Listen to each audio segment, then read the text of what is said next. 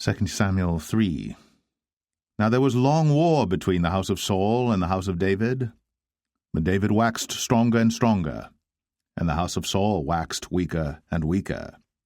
And unto David were sons born in Hebron, and his firstborn was Amnon, of Ahinoam the Jezreelitess, and his second Chileab, of Abigail the wife of Nabal the Carmelite, and the third Absalom the son of Maacah the daughter of Talmai king of Geshur, and the fourth Adonijah the son of Haggith, and the fifth Shephatiah the son of Abital, and the sixth Ithream by Eglah David's wife. These were born to David in Hebron.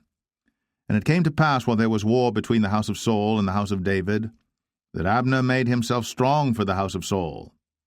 And Saul had a concubine, whose name was Rizpah, the daughter of Ai. And Ish-bosheth said to Abner, Wherefore hast thou gone in unto my father's concubine? Then was Abner very wroth for the words of Ish-bosheth, and said, Am I a dog's head, which against Judah do show kindness this day unto the house of Saul thy father, to his brethren, and to his friends, and have not delivered thee into the hand of David, that thou chargest me today with a fault concerning this woman? So do God to Abner, and more also, except as the Lord hath sworn to David, even so I do to him, to translate the kingdom from the house of Saul, and to set up the throne of David over Israel and over Judah, from Dan even to Beersheba. And he could not answer Abner a word again, because he feared him. And Abner sent messengers to David on his behalf, saying, Whose is the land? Saying also, Make thy league with me, and behold, my hand shall be with thee, to bring about all Israel unto thee. And he said, Well, I will make a league with thee. But one thing I require of thee, that is, thou shalt not see my face, except thou first bring Michal, Saul's daughter, when thou comest to see my face. And David sent messengers to Ish-bosheth, Saul's son, saying, Deliver me my wife Michal, which I espoused to me, for 100 foreskins of the Philistines. And Ish-bosheth sent and took her from her husband, even from Paltiel, the son of Laish. And her husband went with her, along weeping, behind her to Bahurim. Then said Abner unto him, Go, return. And he returned. And Abner had communication with the elders of Israel, saying, Ye sought for David in times past to be king over you. Now then do it. For the Lord hath spoken of David, saying, By the hand of my servant David, I will save my people Israel out of the hand of the Philistines, and out of the hand of all their enemies. And Abner also spake in the ears of Benjamin. And Abner went also to speak in the ears of David in Hebron all that seemed good to Israel, and that seemed good to the whole house of Benjamin. So Abner came to David to Hebron, and 20 men with him. And David made Abner and the men that were with him a feast. And Abner said unto David, I will arise and go, and will gather all Israel unto my lord the king, that they may make a league with thee, and that thou mayest reign over all that thine heart desireth.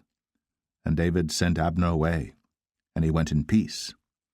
And behold, the servants of David and Joab came from pursuing a troop, and brought in a great spoil with them.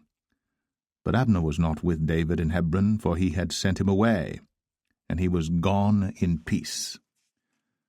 When Joab and all the host that was with him were come, they told Joab, saying, Abner the son of Ner came to the king, and he hath sent him away, and he is gone in peace. Then Joab came to the king and said, What hast thou done? Behold, Abner came unto thee. Why is it that thou hast sent him away, and he is quite gone?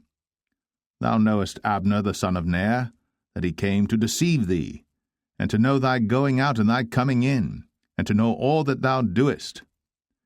And when Joab was come out from David, he sent messengers after Abner, which brought him again from the well of Sirah. But David knew it not. And when Abner was returned to Hebron, Joab took him aside in the gate to speak with him quietly, and smote him there, under the 5th rib, that he died, for the blood of Asahel, his brother. And afterward, when David heard it, he said, I and my kingdom are guiltless before the Lord, forever, from the blood of Abner the son of Ner. Let it rest on the head of Joab, and on all his father's house. And let there not fail from the house of Joab one that hath an issue, or that is a leper, or that leaneth on a staff, or that falleth on the sword, or that lacketh bread.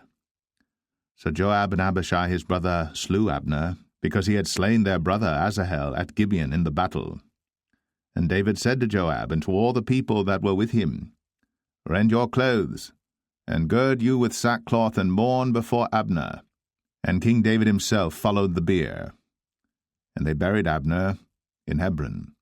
And the king lifted up his voice, and wept at the grave of Abner. And all the people wept. And the king lamented over Abner, and said, Died Abner as a fool dieth.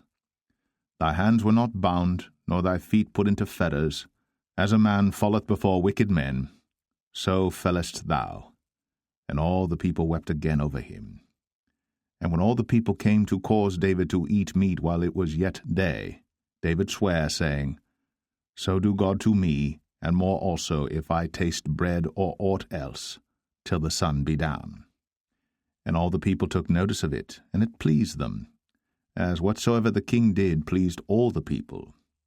For all the people and all Israel understood that day that it was not of the king to slay Abner the son of Ner. And the king said unto his servants, Know ye not that there is a prince and a great man fallen this day in Israel? And I am this day weak, though anointed king.